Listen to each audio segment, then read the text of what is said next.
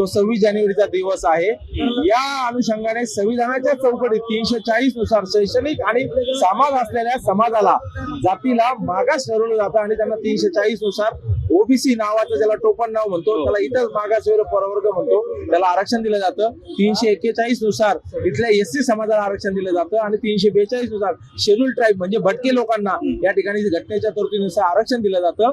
परंतु हैदराबाद गॅझेटियर नावाचं जे काही आपण पुढे आता भूत आणलेलं आहे, या भूताच्या माध्यमातून मराठा समाजाची फसवणूक आतापर्यंत झालेली आहे। आमची तर मागणी आहे, मनोज दादांना आम्ही समजून सांगितलं की या सरकारने 2 सप्टेंबरला 2025 ला जो काही आरक्षणाचा GR आपल्या हातात दिला असं सांगितलं जातं। खरं तर या 3 वर्षामध्ये एससीबीसी नावाचं जे 10% आरक्षण जर का सोडलं तर नवीन आरक्षण मराठा समाजाला मिळालं नाही।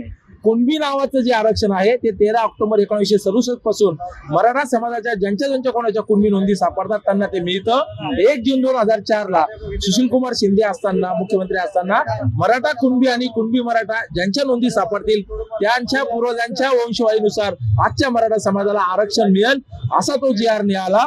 मनोज जरांगे यांनी जे काही आता सांगतायत की हैदराबाद गॅझेटियर लागू झालं आणि हे सरकार आणि हाके आणि तो वाघमारे आणि तो ससाने सांगतोय की मराठा समाज सरसकट ओबीसीत गेला आणि मराठा आणि ओबीसी वाद निर्माण केला जातोय। ही भाजपच्या आणि RSSच्या मेंदूतून आलेली घाण आहे। खरं तर कुणबी आरक्षण हे 1967 पासून आहे। 2004 पासून मराठा कुणबी आणि कुणबी मराठा आरक्षण आहेत। हैदराबाद गॅझेटियर लागू झालं नाही। जर का हैदराबाद गॅझेटियर लागू केलं ते होतच नाहीत, कारण घटनेत तशी तरतूद नाहीत।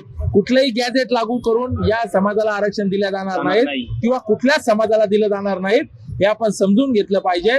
परंतु 2 सप्टेंबर 2025 ला जो GR आझाद मैदानावर मराठ्यांच्या हातात दिला गेला आणि मराठ्यांचं पुन्हा एकदा पाणीपत केलं गेलं, हे सरकार हरामखोर, हलकट आणि मनुवादी वृत्तीचा आहे। अहो, एकीकडे मुख्यमंत्री त्याच दिवशी एकीकडे आमच्या मनोज जरांगेच्या हातात GR देतात आणि मुख्यमंत्री नागपूरला सांगतात की ज्यांच्या नोंदी असतील, ज्यांची वंशवळ असेल त्यांनाच आरक्षणाचा लाभ मिळेल, त्यांनाच कुणबी जातीचं प्रमाणपत्र मिळेल।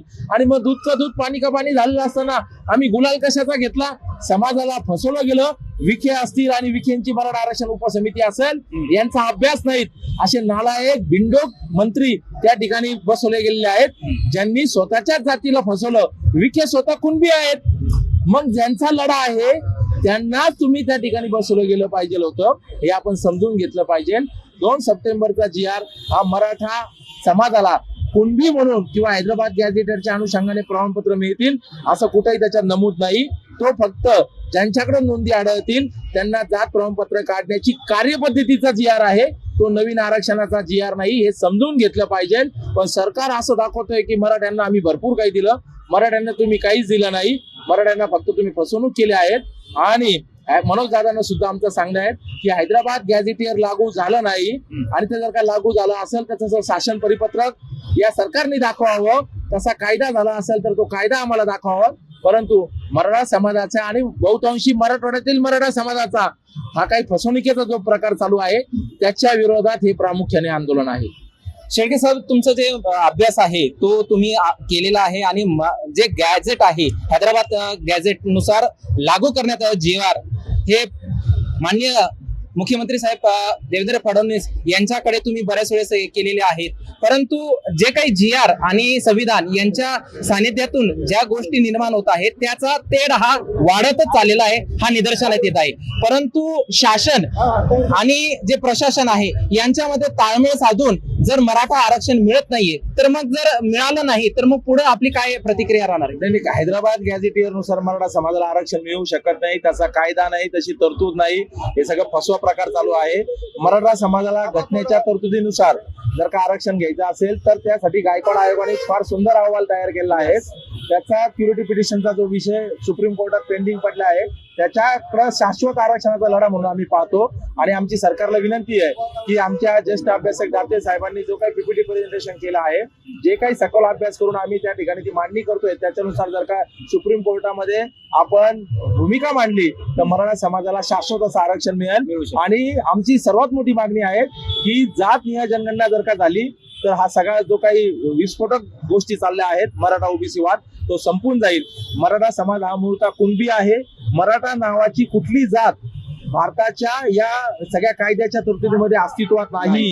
त्याच्यामुळं मराठा हा प्रांतवाचक शब्द आहे हे आपण समजून घेतलं पाहिजे. आणि जर का खरा लढा लढायचा असेल तर तो आपल्याला घटनेच्या अनुषंगाने कोर्टात लढावा लागेल. त्याच्याकरता आता केंद्र सरकारने आणि राज्य सरकारने कायद्यामध्ये बदल करून घेतला पाहिजे आणि सुप्रीम कोर्टात भूमिका मांडली पाहिजे.